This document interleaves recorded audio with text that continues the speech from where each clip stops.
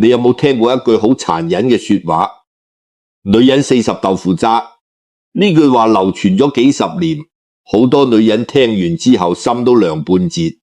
但係我今日要話你知，呢句話唔單止錯，而且錯得好離譜。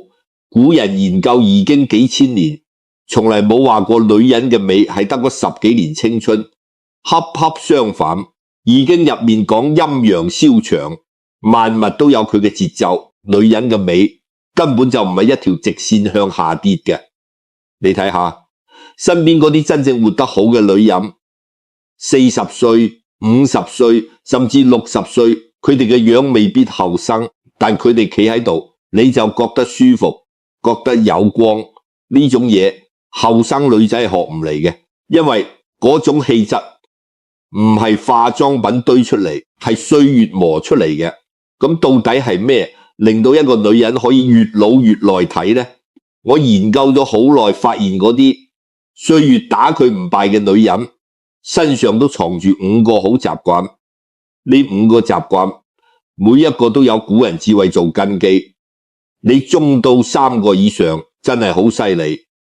我哋先講第一個，好多人以為一個女人老咗最先衰嘅係皮膚，係身材，其實唔係。一個女人最先衰嘅係情緒。你試下回想身邊有冇呢種人，動不動就發脾氣，一啲小事就嬲到面都紅，或者成日喺度怨天尤人，覺得全世界都對佢唔住。你觀察下呢種人係咪老得特別快，面上嘅皺紋特別深，個人睇落去比實際年齡大好多。呢個唔係巧合，係有道理嘅。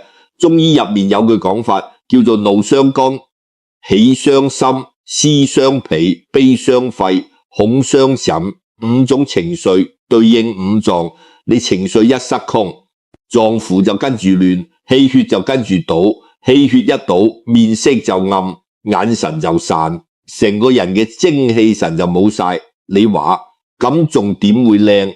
你留意下嗰啲真正有氣質嘅中年女人，佢哋唔係冇脾氣，而係識得控制，該忍嘅時候忍得住，該放嘅時候放得低。佢哋唔會因為老公一句唔中聽嘅說話就鬧到成屋震，亦都唔會因為同事背後講佢壞話就氣到食唔落飯。佢哋知道情緒一旦失控，最先受傷嘅一定係自己。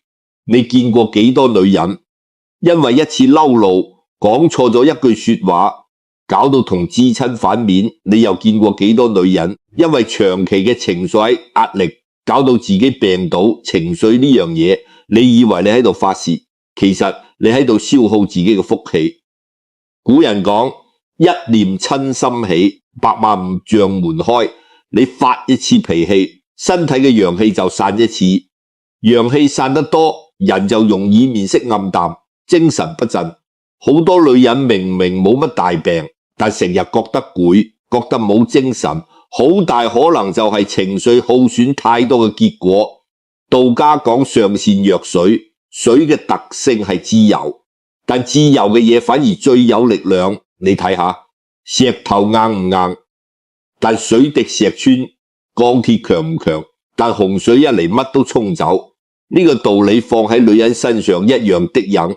你唔需要去同人硬撼，唔需要聲大夾惡，你只需要穩住自己嘅心。時間一長，呢種穩定就會變成你嘅氣質，而氣質呢樣嘢係歲月偷唔走嘅。有啲人會問，咁我有情緒點算？唔通要我逼住唔出聲？當然唔係。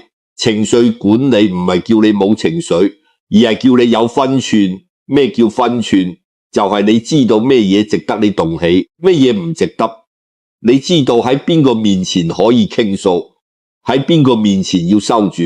你唔會將自己嘅情緒當做武器去傷人，亦都唔會將情緒當做籌碼去要引人。呢種分寸感，年輕嘅時候好難做到，因為年輕人總覺得情緒宣洩就係真性情，但真正嘅修養係喺情緒翻騰嘅時候。你仲可以穩住自己，呢個先至叫做真功夫。中國有句老話叫做相由心生。你心入面裝住咩，就會喺面上顯示出嚟。一個長期情緒穩定嘅女人，面上一定係舒展嘅、柔和嘅，佢嘅眉頭唔會斜長企，就住嘴角唔會長期向下屈。佢行入一個房間，你會覺得成個空間都靜咗落嚟，唔係因為佢好嚴肅，而係因為佢好安定。呢種面相唔係靠打針填充做出嚟嘅，係靠日積月累嘅心性修養出嚟嘅。所以古人話養心即養顏，呢句話係千真萬確。一個女人最好嘅護膚品唔喺化妝台上面，而係喺佢自己嘅心入面。第二個習慣講嘅係生活嘅秩序感。你有冇去過一啲人嘅屋企？一入去就覺得好舒服，唔一定係幾大幾豪華，但就係乾淨企理，每樣嘢都擺喺佢應該喺嘅位置。窗台放住一盆綠色植物，台面乾乾淨淨得一杯茶、一本書。然後你又去過另一啲人嘅屋企，一入去就覺得好壓迫，嘢堆到周圍都係，台面亂七八糟，地下踩到嘢。你會發現住喺第一種屋企嘅女人，通常精神狀態都比較好。住喺第二種屋企嘅女人，往往成日覺得攰，覺得煩，做乜都提唔起勁。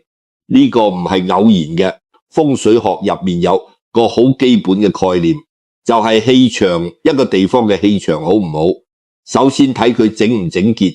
你屋企亂，氣就散，氣一散，人就容易心浮氣躁，做嘢冇頭數。你屋企乾淨，氣就聚氣一聚，人就容易安定踏實，腦袋清醒。呢個道理好簡單，但好多人就係做唔到。好多女人忙到飛起，屋企越嚟越亂，衫越堆越高，碗碟擺到成個洗碗盤都滿晒，但佢總係話遲啲先執。呢個遲啲就變成咗永遠。一個女人如果生活完全冇秩序，食飯冇定時，瞓覺冇規律，屋企長期亂到不得了，咁佢嘅身體同精神都會跟住亂。反過嚟講，一個女人如果可以將自己嘅日子打理得有條有理，唔使幾豪華，但有自己嘅節奏，呢個女人就會散發出一種好穩定嘅氣場。老子講過一句話，叫做居善地，心善佞，住嘅地方好，心就會沉靜。呢度嘅好唔係話住豪宅，而係住得舒服，住得整齊。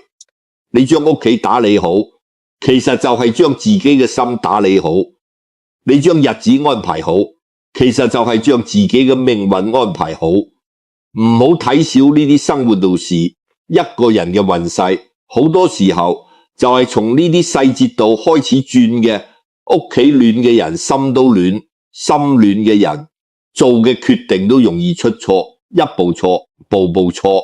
呢個就係古人講嘅履霜堅冰枝。你踩到傷嘅時候就要知道冰痛嘅日子就快嚟啦。細節唔處理好，大問題遲早會出現。中醫入面有句話叫正氣存內，邪不可干。咩叫正氣？正氣就係你身體入面嘅正能量。你生活有規律，飲食有節制，作息有定時，你嘅正氣就足。正氣足嘅人唔容易病，唔容易攰，面色紅潤，精神飽滿。你話咁嘅女人會唔耐睇？一定耐睇。你見過啲阿姨啊，60-70歲，但行路帶風，面色紅潤。你問佢秘訣係咩？佢就係話每日幾點起身，幾點食飯，幾點散步，幾點瞓覺，幾十年如一日，冇乜特別嘅秘方，就係生活有規律。呢個就係最簡單但最有效嘅養生之道。你以為養生一定要食蟲草、飲燕窩唔使嘅？最好嘅養生就係早起早瞓，3餐定時，屋企整潔。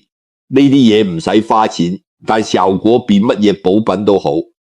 因為你嘅身體有自己嘅節奏，你順住佢嘅節奏嚟，佢就會回報你；你逆住佢嘅節奏嚟，佢遲早會向你抗議。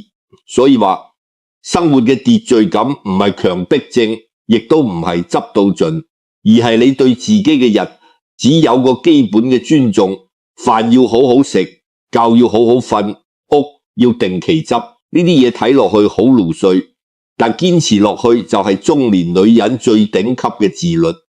日子有章法，人就有底氣，呢種底氣會令到你企喺人群入面穩穩陣陣，唔慌唔忙，自然就有一種令人信服嘅氣質。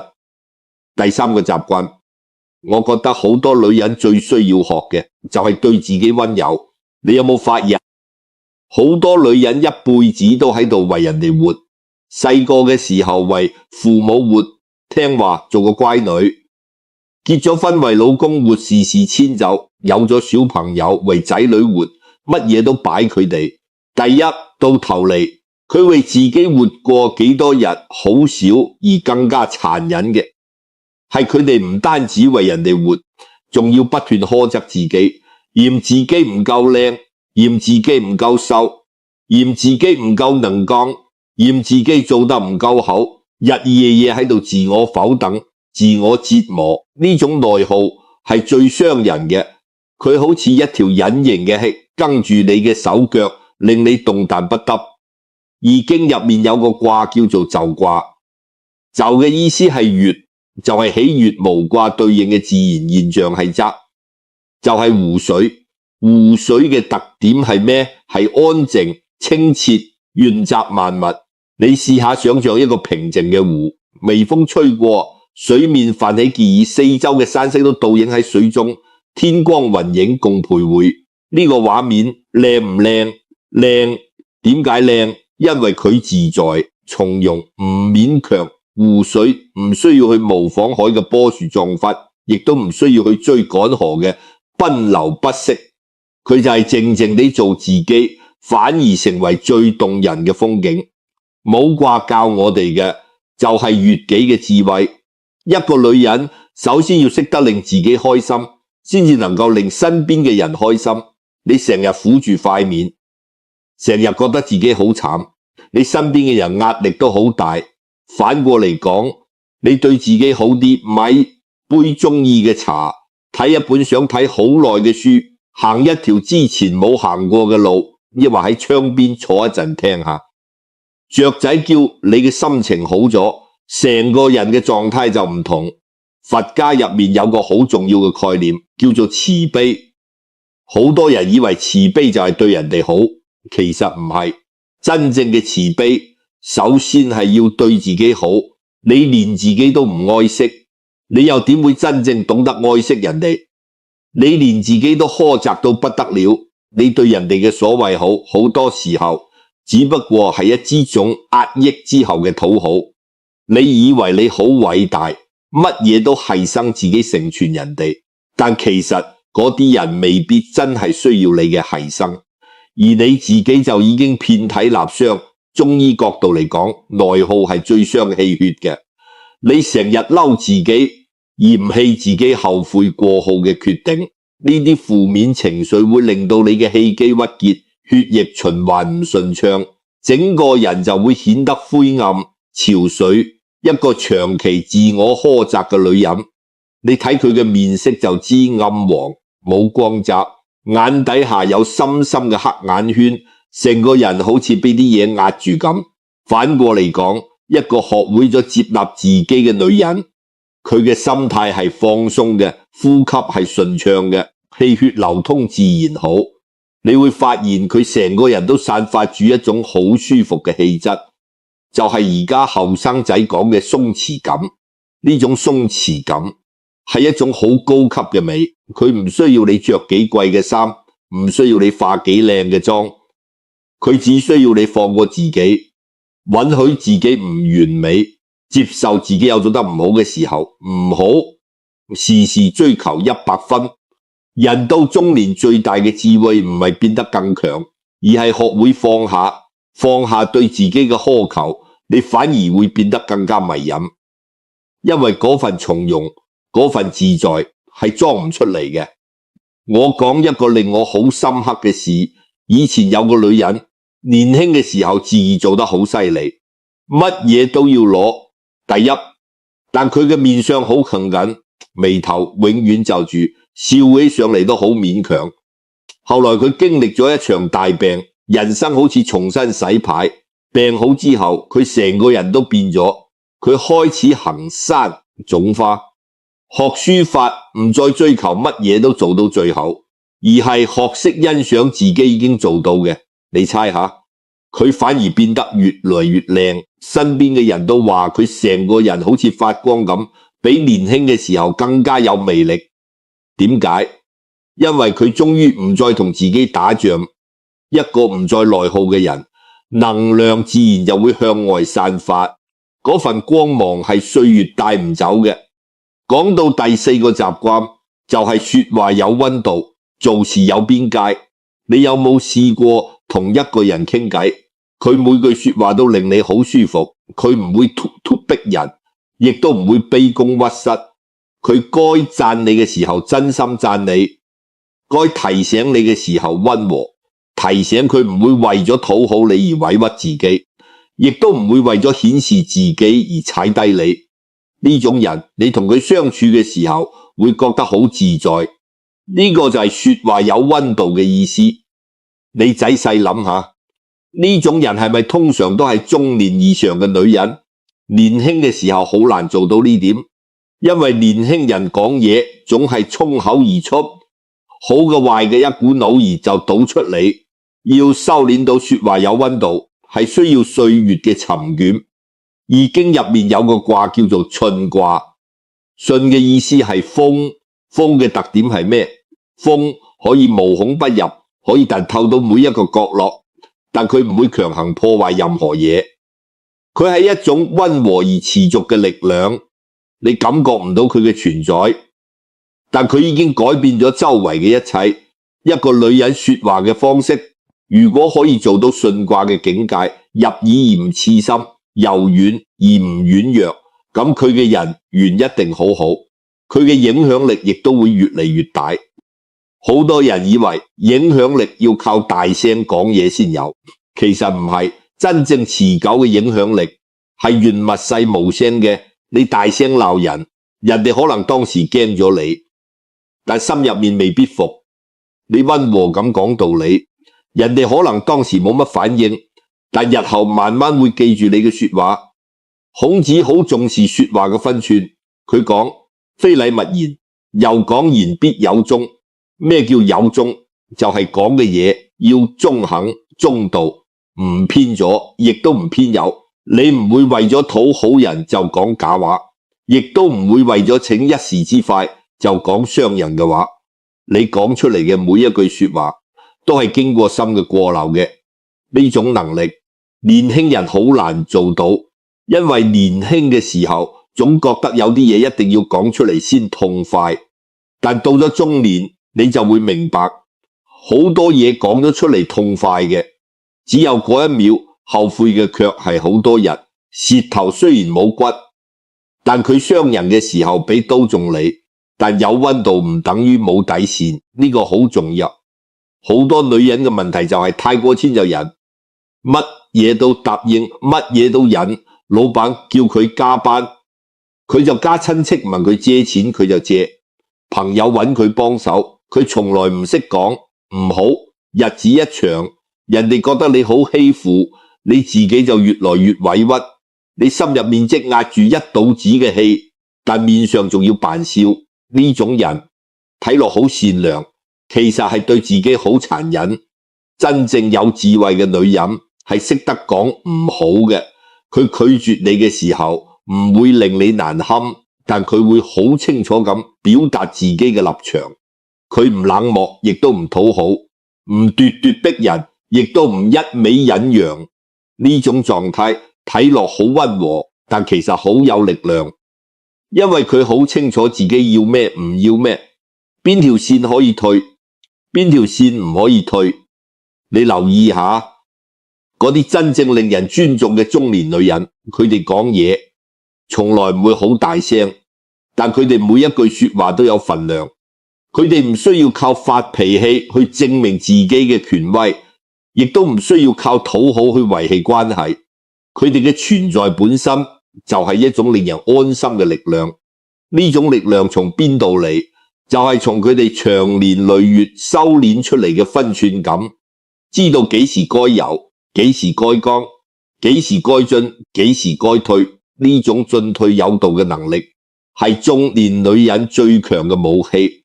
你唔需要鬥大聲，唔需要鬥激烈，你只需要穩穩陣陣咁守住自己嘅位置。呢種清醒嘅邊界感，時間一長，會令到所有人都對你另眼相看。最後一個習慣，亦都係我覺得最重要嘅，心裏面要有熱氣，眼裏面要有盼頭。你知唔知道一個女人最大嘅魅力係咩？唔係靚，唔係有錢，唔係能幹，而係生命力。乜嘢叫生命力？就係佢對生活仲有熱情，對將來仲有期待。佢唔係冇經歷過風雨，唔係冇受過傷，但佢經歷完之後，心入面嗰團火仲喺度。呢種女人，你一見到佢就會覺得好舒服，好有活力。佢唔係刻意去表現自己咩狼，而係佢骨子裏面就散發住一種溫度。嗰種溫度你行近佢就感受得到，好似冬天企喺一個火爐旁邊，唔使佢做乜嘢，你已經覺得暖。易經入面嘅離卦講嘅就係光明，離卦對應嘅自然現象係火，火嘅特性係咩？係向上，係光明，係溫暖。一個內心有火嘅女人，佢嘅眼神係亮嘅，佢嘅笑容係暖嘅，佢成個人都散發住光。你見過啲老人家雖然年紀好大，但眼睛入面仲有光㗎嘛？嗰種光唔係年輕嘅鋒芒，而係一種經歷過人生之後沉冚落嚟嘅溫暖。呢種光比任何外在嘅漂亮都更加打動人。道家有個概念叫做守一，就係守住你心入面嗰一點真火。人到中年最容易出嘅問題，唔係身體衰老，而係心涼。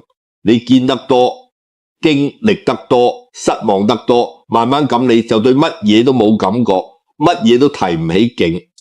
返工好似行屍走肉，放假又唔知做乜好，就係癱喺度碌手機。呢種狀態係最危險嘅，因為心一涼，氣就散。氣一散，成個人就好似泄咗氣嘅氣球，再靚嘅皮囊都撐唔住。你見過啲人明明年紀唔大，但成個人好似冇咗靈魂咁，眼神空洞，面無表情。呢種人唔係老，係心死。但你留意下，嗰啲越老越有魅力嘅女人，佢哋心入面一定有嘢支撐住，可能係養花，每日早晨起身淋下水，收黑兒，睇住朵花一日開放，心入面就有一份少少嘅歡喜。可能係讀書，每晚瞓覺之前睇幾頁書，喺文字入面揾到共鳴，就覺得自己冇咁孤單。可能係行山，每個禮拜行一次山，出一身汗，睇下遠處嘅景色，心就開闊咗。甚至只係認認真真咁煮一餐飯，研究下新菜式，或者喺公園度慢慢散步，感受下微風吹過面邊嘅感覺。呢啲嘢好細微，但就係呢啲細微嘅嘢，令到佢哋嘅日子有溫度、有質感。中醫入面有個講法叫做神。乜嘢係神？就係你嘅精氣神，你嘅生命力。一個人有冇神，你一眼就睇得出。有神嘅人，眼睛係亮嘅，面色係紅潤嘅，行路係有力嘅，講嘢係有感染力嘅。冇神嘅人，眼睛係暗淡嘅，面色係灰黃嘅，成個人都好似醃咗嘅菜咁，趴喺度起唔到身。而養神嘅方法唔係食幾多補品，做幾多護膚，而係你心入面有冇嘢值得你期待。一個對將來仲有盼頭嘅女人，佢嘅神自然就足，因為佢有動力去迎接每一日，有理由去好好過每一日。你會問，人到中年仲有咩好盼㗎？日子唔就係咁嗎？返工、做飯、搣仔、瞓覺，日復一日。但係你知唔知，正正係因為你覺得日子唔就係咁，所以你先至需要喺平凡入面去揾到唔平凡。你唔需要做乜嘢驚天動地嘅事，你只需要認真咁對待你眼前嘅每一日，認真咁煮一餐飯，認真咁行一段路，認真咁聽一首歌，認真咁睇一場日落。當你開始認真咁對待生活嘅時候，生活就會認真咁回報你。呢個唔係雞湯，係實實在在嘅道理。你對生活敷衍，生活就對你敷衍；你對生活用心，生活就會俾你驚喜。易經入面有句話叫天道酬勤，你用心去做嘅每一件事，宇宙都睇得到。唔好以為你認真煮一頓飯冇人知道，你嘅身體知道，你嘅家人知道，你自己嘅心知道。呢啲微小嘅用心累積起嚟就係你嘅福氣。古人有講法好有意思，佢話人嘅一生可以分做3個階段：見山是山，見水是水，見山不是山；見水不是水，見山還是山，見水懷水。年輕嘅時候，你睇乜嘢都覺得新鮮，乜嘢都想試，呢個係見山是山。到咗中年經歷多咗，你開始質疑好多嘢，覺得好多嘢唔係你想象中咁美好。人心險惡，世態炎涼，你見到嘅都係失望同無奈。呢個係見山不是山，但到最後，如果你修煉得夠，你會進入第3個階段，你終於明白山還是嗰座山，水還是嗰道水，但你嘅心已經唔同咗。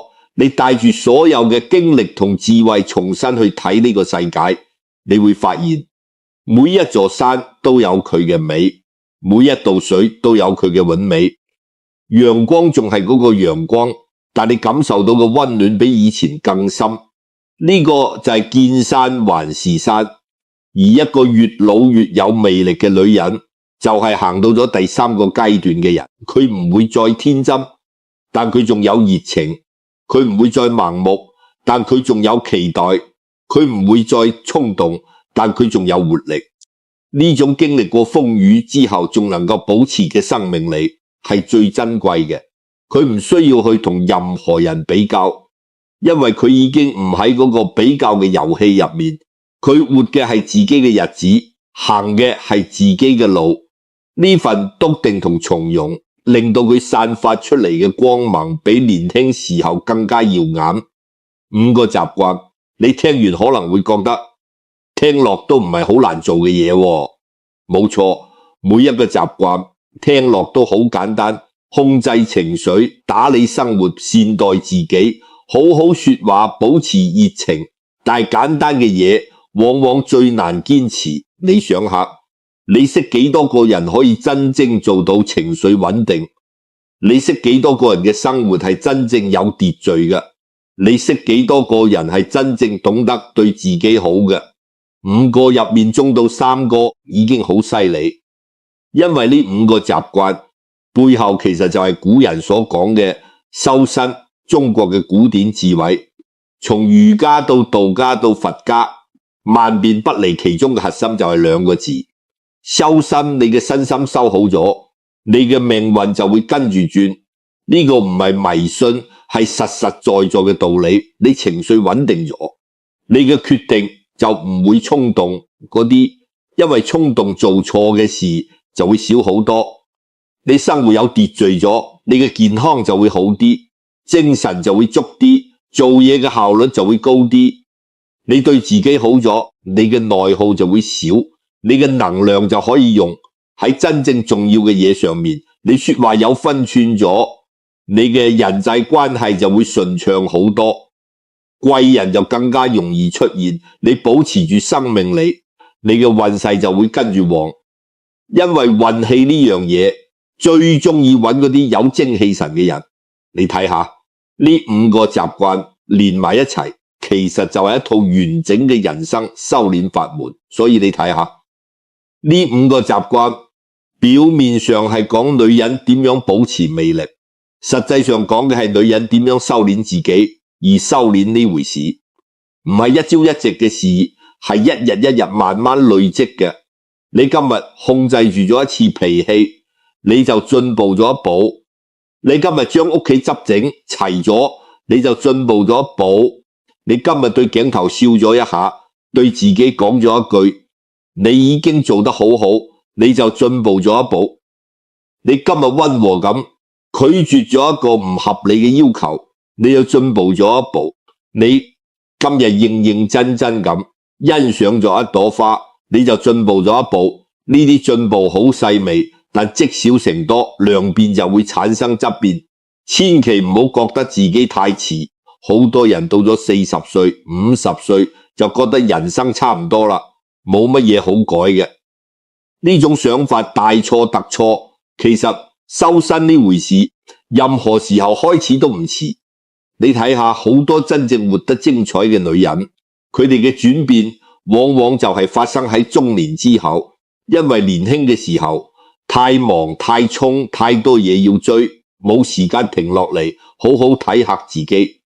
但到咗中年，塵埃慢慢落定，你終於有機會回到自己身邊，重新認識自己。呢個時候先至係真正修煉嘅開始。40歲唔係終點，係另一段旅程嘅起點。就好似易經講嘅陰陽輪轉，冬天過後就係春天，黑夜過後就係黎明。你覺得自己嘅青春已經過後唔緊要，另一種更深沉更持久嘅美正在你身上慢慢綻放。你要做嘅就係俾佢足夠嘅養分。呢5個習慣就係最好嘅養分。有位國學大家講過一番話，福向淡中求。呢句話好簡單但好深。乜嘢叫淡？就係唔爭唔搶唔急唔躁，以一顆平常心做人，淡淡咁過日子。花開嘅時候享受，花開花落嘅時候欣賞。花落呢種心態聽落好消極，其實一啲都唔消極。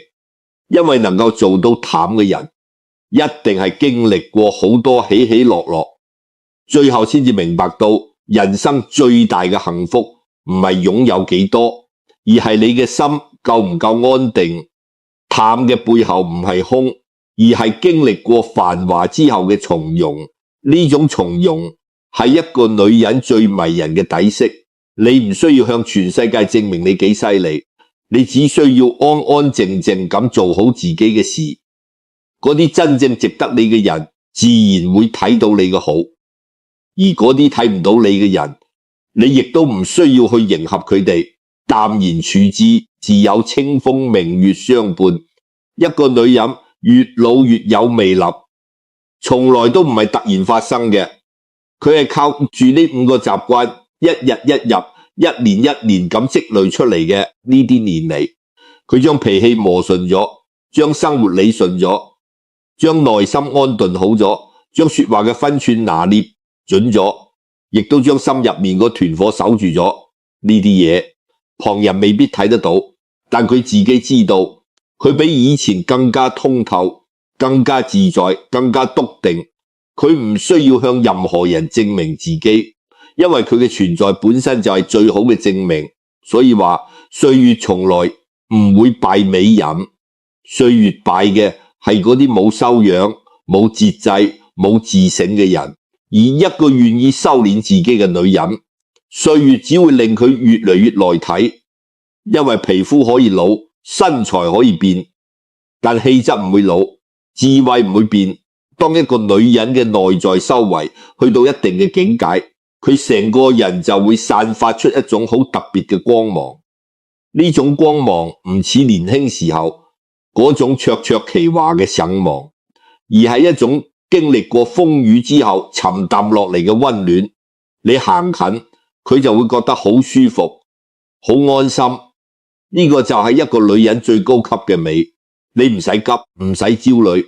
中年之後最好嘅狀態唔係贏過邊個，而係日子過得唔慌唔忙，心入面有光。邊個話40歲就係豆腐渣？40歲可能先係你真正開始發光嘅時候。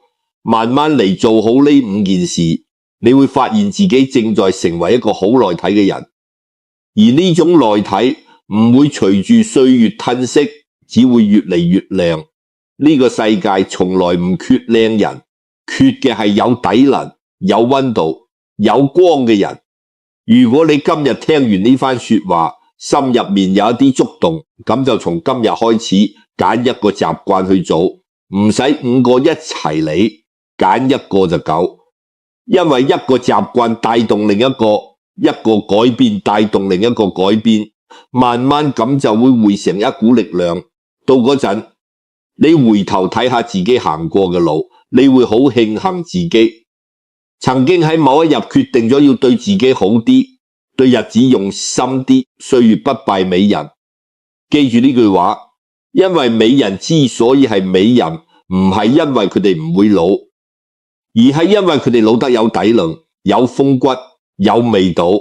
而呢種味道就係靠呢5個習慣一點一滴養出嚟嘅。你願唔願意做呢種人？如果願意，咁就從今日開始，你嘅歲月有你自己話事。